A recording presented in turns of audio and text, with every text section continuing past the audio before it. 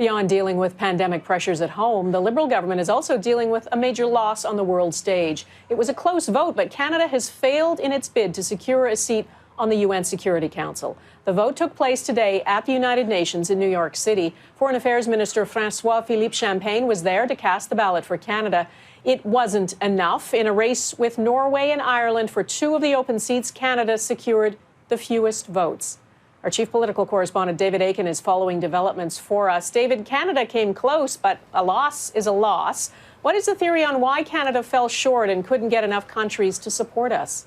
Yeah, you're right, Donna. A loss is a loss, and it was one of the closest races that UN watchers tell me they've ever seen in the history of the UN. Let me break it down. You need 128 votes to get on the Security Council. Norway got 130. Ireland got 128, right on the nose, and Canada was back at 108. So now the Canadian government officials, their big question is, what went wrong? Each country has 193 different reasons why they would support one country or another. And this is, this is the politics of the UN that is very tricky and very difficult and complex. And we will have plenty of time to actually look at that. Couple of things that Ambassador Blanchard will likely look at: peacekeeping commitments and overseas foreign aid. Canada's foreign aid is half, and has been for a long time, of what Norway's is. And as far as peacekeeping goes, well, Canada has never had so few peacekeepers on UN missions in more than 70 years, and that matters with the UN voter. Another problem with the Canadian bid, it started way too late. Canada's been campaigning for 4 or 5 years now. Norway and Ireland, they've been campaigning for a decade, and they'd already locked up so many votes by the time Canada came asking for them, Donna. David, what might this say about Prime Minister Justin Trudeau, who worked so hard to try to win this seat on the UN Security Council? Well, even Prime Minister's own cabinet was telling him that this bid, it was all on him, succeed or fail. And foreign policy experts are telling me tonight that this is terrible for the Prime Minister politically because he was so personally invested in this bid. He did not do a good job explaining why Canada should have a Security Council seat at this time, and it's really only been in the last few weeks in which he's formed a more coherent pitch to voters.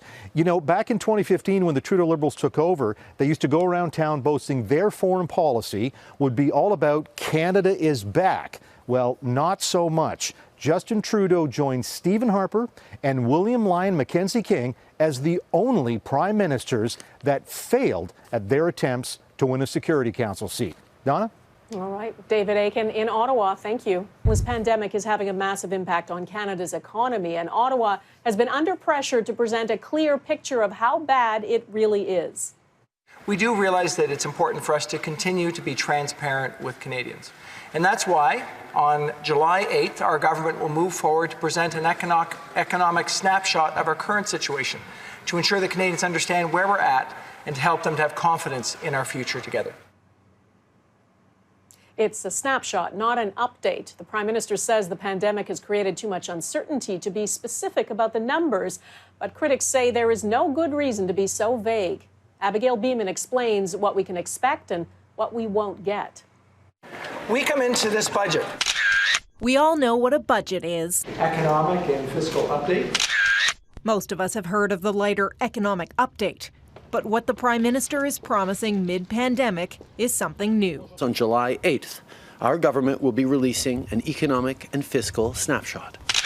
Justin Trudeau says the snapshot will pull together what's been done, how other countries are doing, and look forward, but just a little. I think it would be a little bit unrealistic to project much further than a few months because things are changing so rapidly. I don't think it's unrealistic. Former Parliamentary Budget Officer Kevin Page says Canadians need more information, and given uncertainty, the government could present a few different scenarios. I think we should get a strategic plan for recovery. So, to what extent is the government going to use stimulus to support growth? There have been billions spent on support programs. The Parliamentary Budget Officer has provided updates on a range of topics. We know the unemployment rate hit a record 13.7% in May, and we've seen 2 months in a row of negative inflation.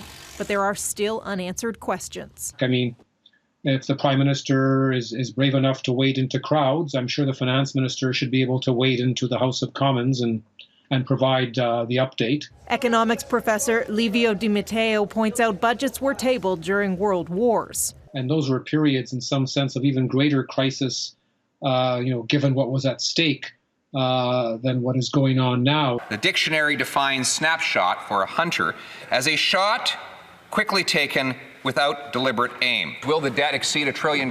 We are looking forward to providing the information that will come out in our July 8th presentation. Questions, too, about the extension of the Canada Emergency Response Benefit and whether it acts as a deterrent against going back to work. That's why we're beefing up our attestation to include a requirement on workers to seek work and to take it when it's reasonable to do so. The Prime Minister said we're moving through the emergency phase and towards recovery, but he wouldn't say when we may see a full budget or an economic update. Abigail Bimman, Global News, Ottawa.